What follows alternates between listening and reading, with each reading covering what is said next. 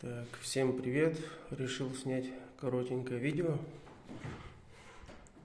Как убрать скрип паркета очень бюджетно, без всякого геморроя, без всякого вскрытия.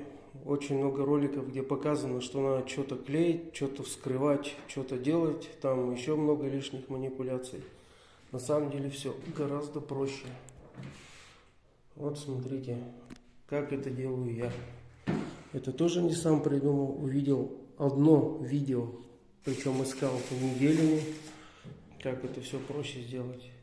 Берем вот такой дюбель-гвоздь на 120. Под него, соответственно, бур. Вот. И в местах, где лежат лаги, просто просверливаем, бурим насквозь. Вставляем таким вот образом.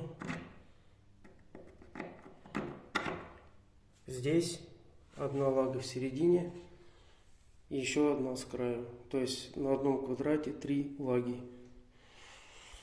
Вот. И скрепляем по краям саморезами почаще. И все. И нет проблем. Никакого скрипа. Вот смотрите. Видите? Оп.